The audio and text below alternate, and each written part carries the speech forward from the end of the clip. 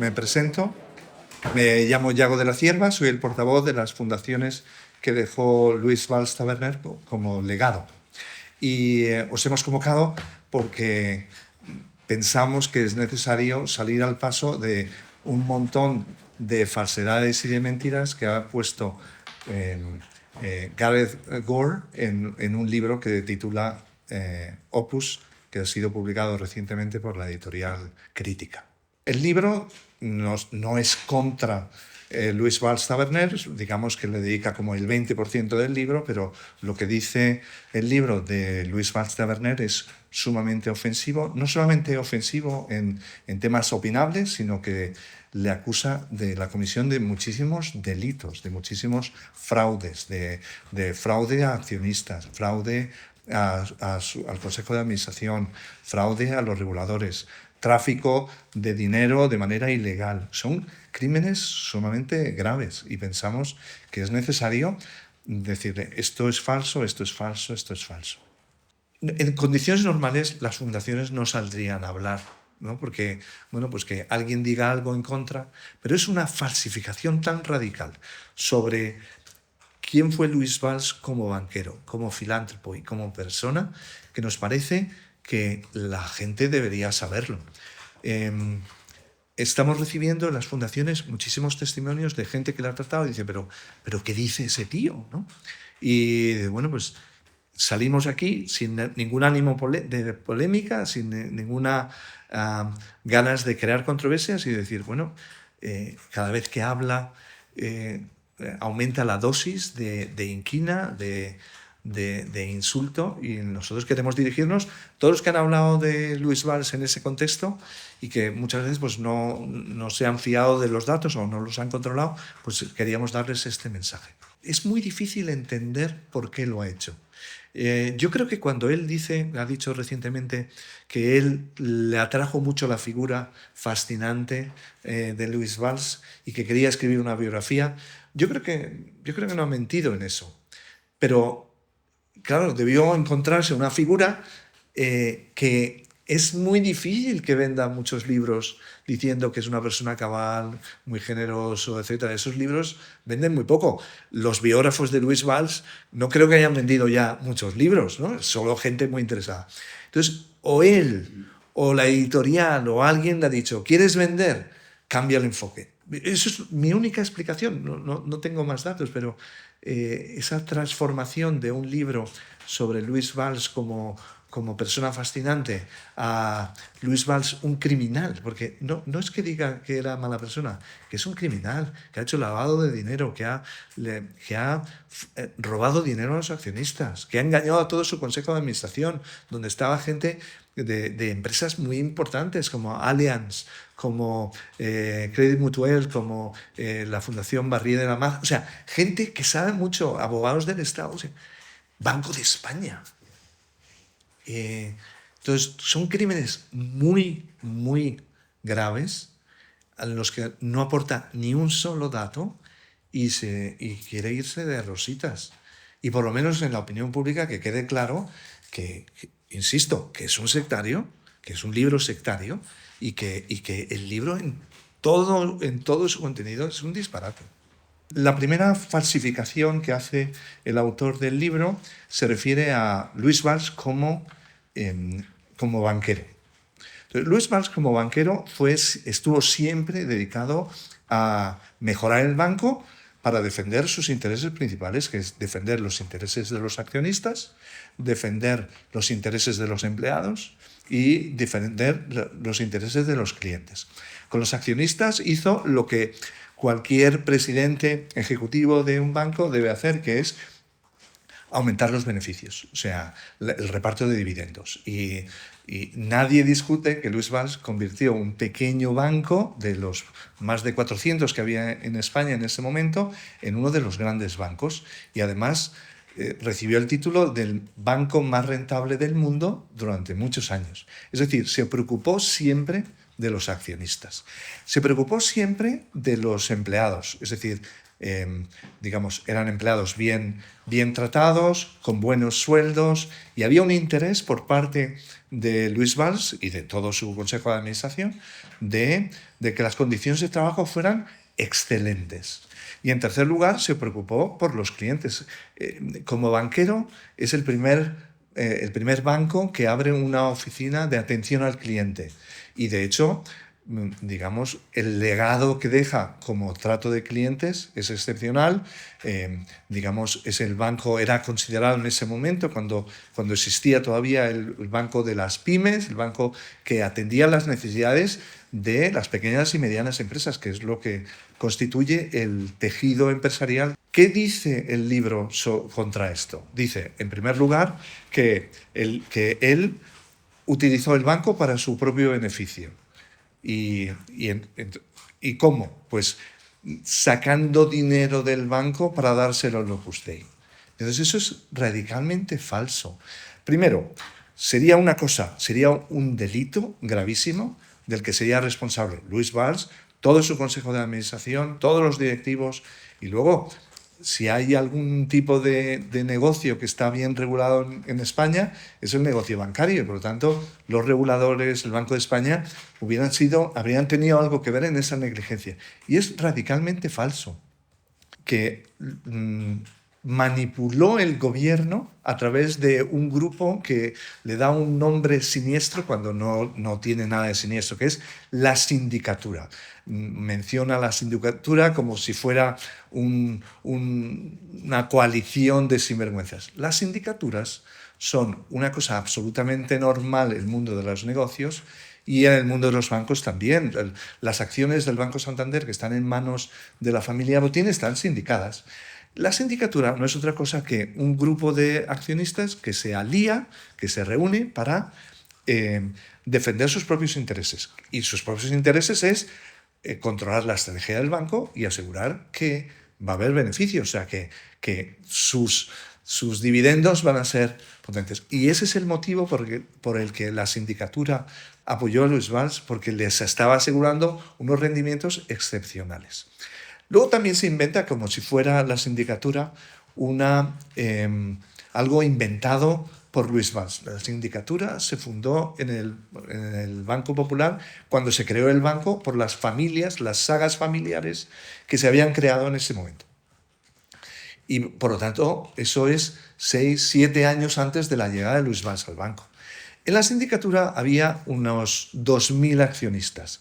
2.000 accionistas que no controlaba nadie, son los verdaderos dueños del banco y por lo tanto ellos se juntaban, entraban o salían sin consultar al comité ejecutivo ni al consejo de administración, lo hacían directamente a través de las sucursales y el objetivo que tiene la sindicatura es asegurar esa estrategia. Y de hecho, según la ley, porque eso obliga a la ley, la sindicatura también tenía un representante en el Consejo de Administración. Tenía gente muy prestigiosa, primero fue un abogado del Estado, luego fue un empresario muy conocido. Es decir, la sindicatura no extendió un talón en blanco a Luis Valls y a su consejo, sino que está ahí presente para defender sus derechos, y lo hicieron siempre. Por lo tanto, decir que la sindicatura es como el instrumento del Opus Dei para controlar el banco no tiene ni pies ni cabeza. Uno entra en la sindicatura con una sola condición: ser accionista.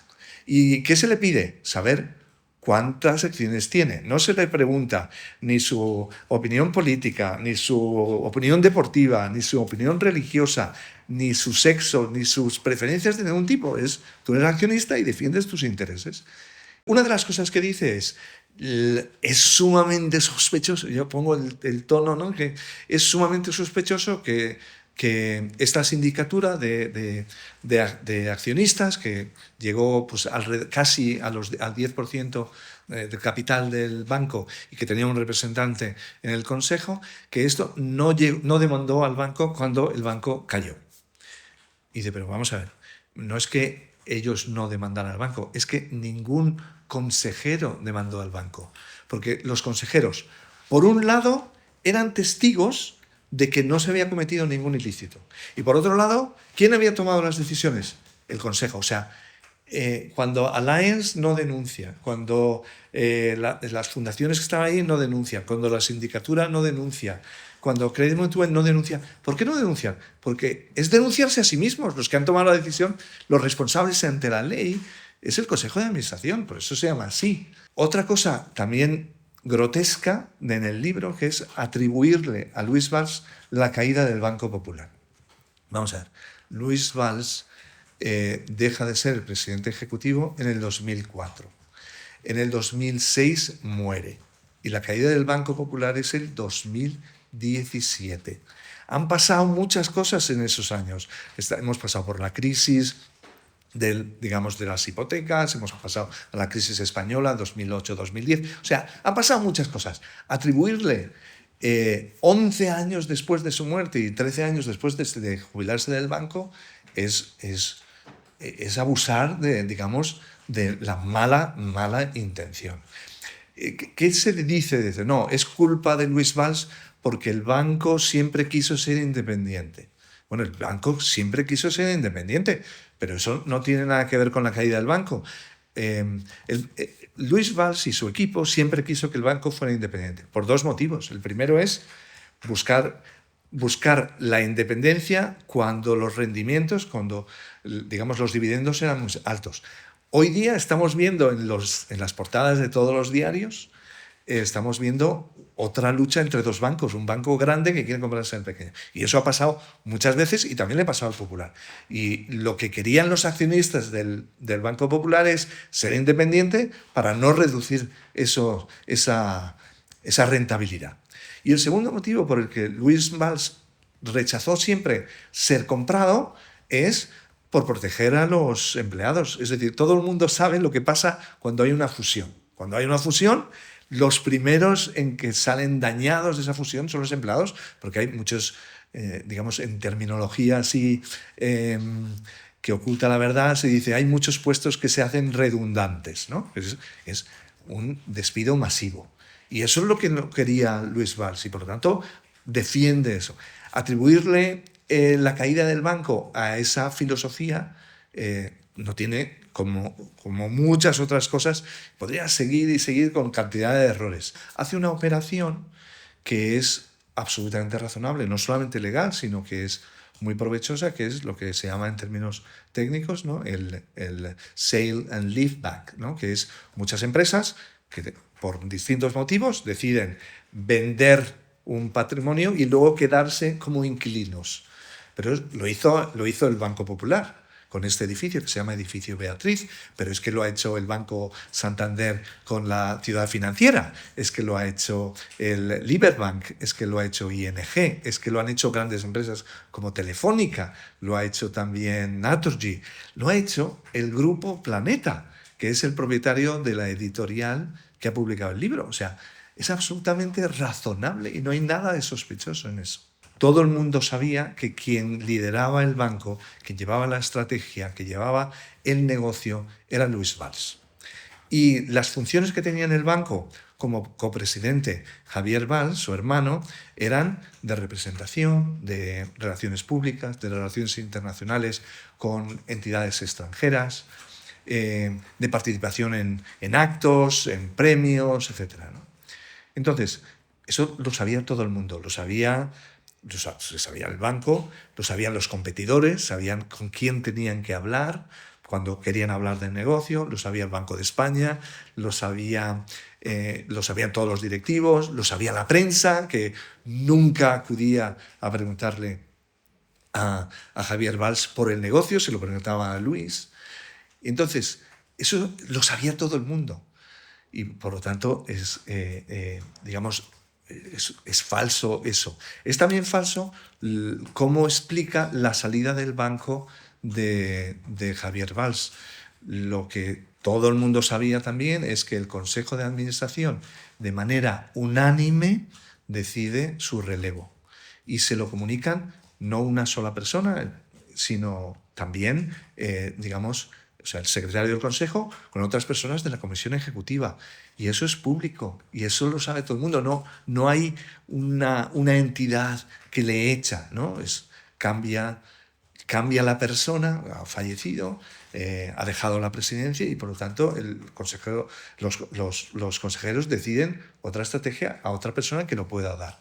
Luis Valls empieza con una cosa que ahora en las escuelas de negocio lo tenemos súper estudiado, que es la responsabilidad social corporativa, pero eso empieza en el año 71, cuando nadie hablaba de eso. Y empieza creando primero una fundación y luego se desdobla en 3 fundaciones. Y tiene una visión de la filantropía totalmente novedosa. Su filosofía es tengo que conseguir que el banco ayude a las personas e instituciones que no pueden venir al banco como clientes, ¿no? Eso es como un deber social que tengo. Pero claro, no puedo distraer al banco de su tarea comercial, que es trabajar para los accionistas, maximizar el valor de las inversiones de los accionistas. Y por lo tanto, lo que hace es, vamos a constituir unas fundaciones que no distraigan al banco de lo que tiene que hacer, y esas fundaciones van a hacer filantropía. Entonces, ¿de dónde sale el dinero? El banco podría haber dicho, como han hecho todos los demás bancos, lo hemos visto esta semana pasada, como uno de los grandes bancos españoles ha cedido muchas acciones que tenía en cartera, las ha cedido a la fundación del banco. Y eso es perfectamente legítimo. Es legítimo tomar dinero de los accionistas porque eso viene bien al banco. Pero Luis Valls dijo, no, yo no quiero hacer daño a los accionistas. Y por lo tanto, ¿de dónde voy a sacar el dinero para esa filantropía? Dice, lo voy a sacar de unas cantidades que tradicionalmente en los bancos lo que se ha hecho es que en los bancos y en todas las empresas hay un tanto por ciento de los beneficios que se entrega a los miembros del comité del Consejo de Administración. Y por lo tanto, esas cantidades que varían, tienen un máximo en la ley, pero que luego se determinan por los estatutos, lo que hizo Luis Valls es ir a los consejeros del banco y decirle, por trabajar como consejero, por venir a las reuniones, por examinar los papeles, por dar tu opinión, por esto tienes, como marca la ley, unos beneficios. Te pido que cedas esas cantidades, que seas capaz de renunciar para hacer filantropía desde las fundaciones que ha creado el banco. Digamos, ¿cuál es la contraprestación? La contraprestación es, la mayoría de por no decir todos, los consejeros son consejeros dominicales, son consejeros que tienen muchas acciones en el banco y por lo tanto lo que les dice Luis Valls es, tú vas a ganar mucho dinero con los dividendos. Y por lo tanto esta parte que es minúscula alrededor en torno a los dividendos, la vamos a dar a filantropía. Y por lo tanto son los consejeros los que ceden, los que renuncian a esas cantidades, que evidentemente luego da el banco a las fundaciones, ¿no? Que dota a las fundaciones. Entonces, es un modelo novedoso, que no quita dinero a los accionistas, todo lo contrario, se lo quita del bolsillo de lo que podrían haber recibido los consejeros. Es novedoso también porque él dice, muchas fundaciones dedican el dinero pues, a temas culturales, a temas sociales, a temas semipolíticos, y él dice, no, nosotros vamos a ayudar con estas fundaciones a gente que esté pasando por un momento malo, o sea, personas e instituciones pequeñas que estén pasando por un momento malo, para sacarles del agujero, pero en ningún momento les considera, digamos, como incapaces de salir. Por lo tanto, él pone varias condiciones para ayudar. Dice, yo nunca voy a ayudar solo. Yo voy a ayudar, si tú me dices que tienes 3, 4 benefactores o que has conseguido ya el 80%, yo te ayudo con este 20%. Yo no te voy a regalar el dinero, te lo voy a prestar, porque entiendo que tú eres capaz, que el proyecto vale la pena. 3, no voy a dar nunca una ayuda a instituciones que son efímeras. Tu institución va a seguir existiendo dentro de 10 años, porque si no, lo otro es tirar el dinero. Y por lo tanto, crea un círculo virtuoso en que él presta el dinero con bajísimo interés o sin interés, pero luego se lo devuelven. Entonces, esas cantidades que van saliendo de las fundaciones vuelven a las fundaciones. Otra de las cosas novedosas de esa filosofía de filantrópica de Luis Valls es que él pedía dinero a mucha gente. E incluso no pedía para sus fundaciones, ¿no? Que iba, pues tenía muchos amigos, muchos colegas, y decía, oye, tienes que hacer más por la sociedad. ¿Qué ha pasado con esto?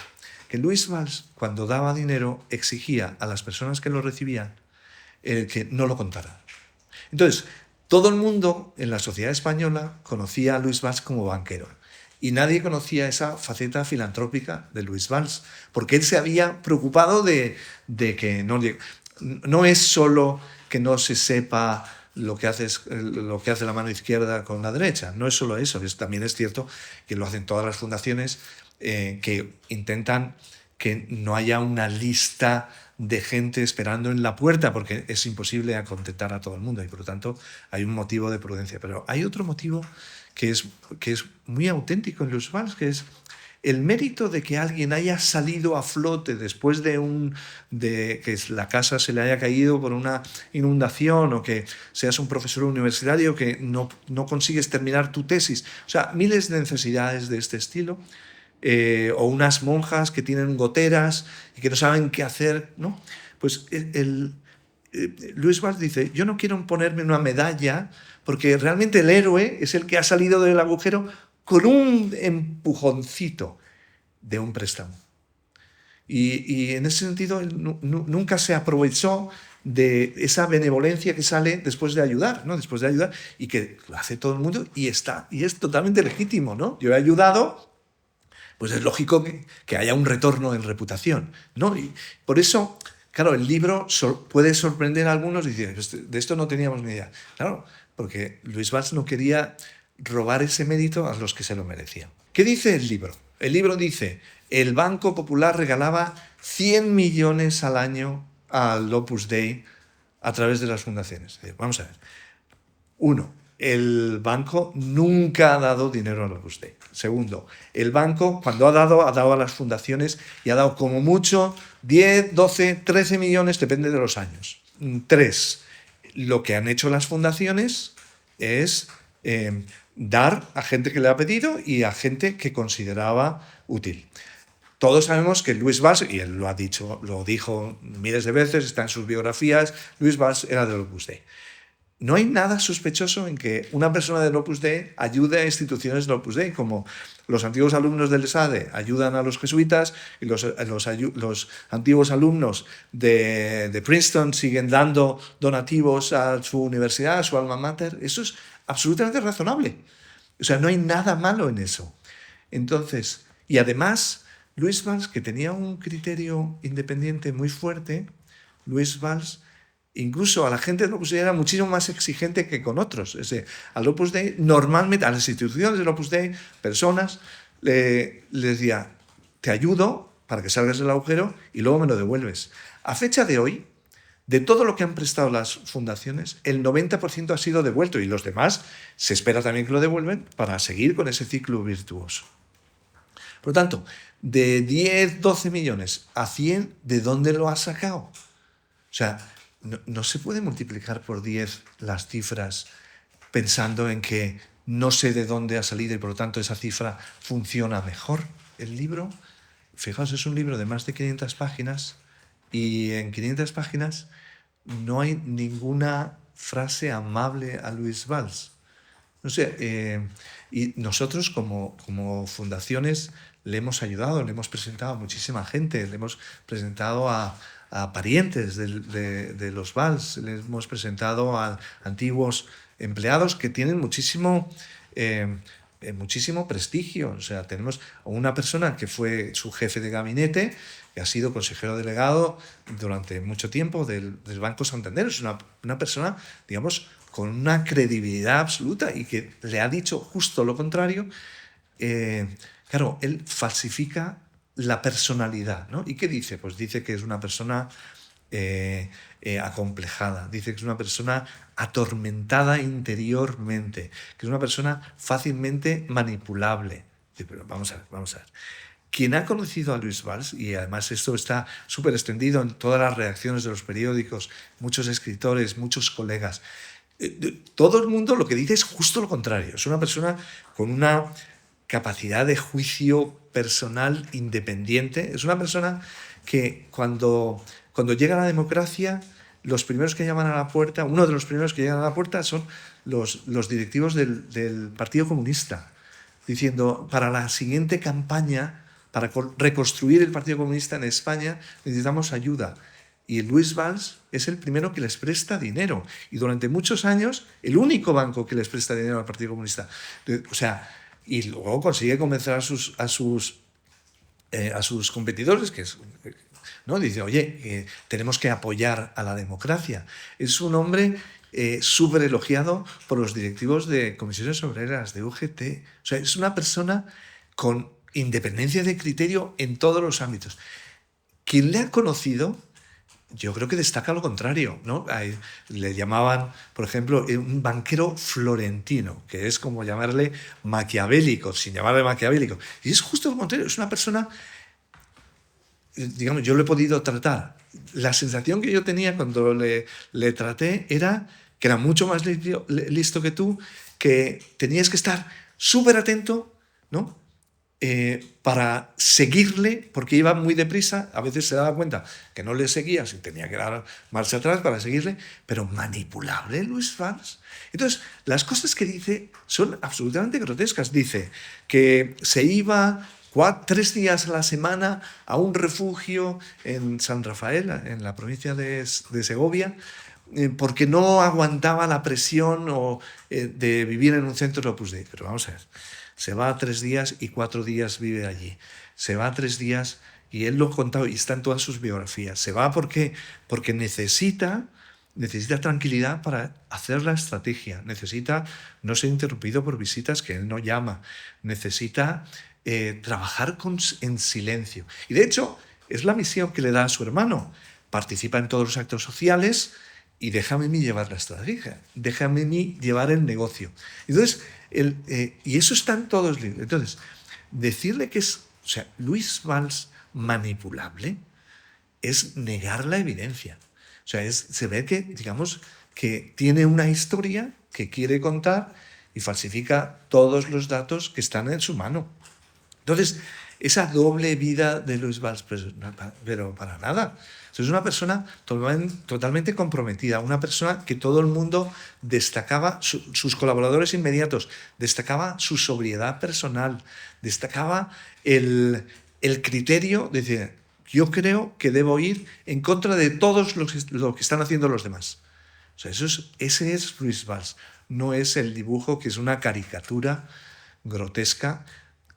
Pero eso no sería lo triste, ¿no? O sea, no se trata de canonizar a Luis Valls, se trata de decir, vamos a ver, ¿cómo es posible que un periodista serio, que además tiene, o por lo menos eso parece, formación financiera, cómo es posible que un periodista serio no sea capaz de decir, escucho a unos y escucho a otros y dejo a mis lectores que se formen una opinión? O sea, es radicalmente sectario en el sentido del origen de la palabra, ¿no? De que secciona una parte de la historia que es valiosísima y la esconde y además utiliza los ataques a Luis Valls como un ariete contra el Opus Dei, que yo creo que esto es lo que más le dolería a Luis Valls, que le atacaran. No lo hicieron en vida, tuvo un prestigio enorme, todos los periodistas económicos lo saben de sobra, tuvo digamos, era una persona que reunía consensos porque siempre era capaz de muñir acuerdos, que nunca dividía, que siempre juntaba, y entonces pues que a él le criticaran, yo supongo que le daría más o menos lo mismo. Mi background es jurídico y yo sé perfectamente que la defensa del buen nombre de una institución en los tribunales es una vía muy costosa, muy lenta y que en la opinión pública normalmente no funciona. Y entonces, evidentemente, el libro se ha publicado primero en Estados Unidos, entonces contratar abogados en Estados Unidos haría separar una cantidad de de recursos de las fundaciones que tienen que ir para personas o instituciones de necesidad, y no compensa. Hemos preferido seguir la vía de la vía, digamos, democrática. Él dice esto, nosotros decimos lo contrario y además ofrecemos todas las pruebas, todos los testimonios. Hemos creado una página web de testimonios de gente de todo, que le ha tratado, gente que ha sido subordinados, gente que han sido colegas, gente que han sido periodistas y se han relacionado mucho con ellos, escritores, beneficiarios. Hemos puesto uno de la superiora de un convento que está teniendo muchísimos accesos en YouTube, ¿no? porque digamos, ves ese lado humano de Luis Valls que el autor del libro se rechaza, no rechaza ver, que lo podría hacer, sino rechaza que sus lectores lo vean. Y eso nos parece sectario, y por eso todo el libro es un disparate. Vamos a intentar sacar de este episodio, que es un poco triste porque evidentemente daña a muchas personas que dicen, pero yo he vivido exactamente lo contrario. Vamos a intentar sacar inercia de esto, pues para ir preparando el centenario, ¿no? Que él falleció en el 2006, pues pronto, vamos, el año que viene probablemente empiece, digamos, el centenario, pues para dar a conocer una figura que era muy conocido como empresario, como directivo de banco, como muñidor de acuerdos también políticos, y que era desconocido como filántropo, ¿no?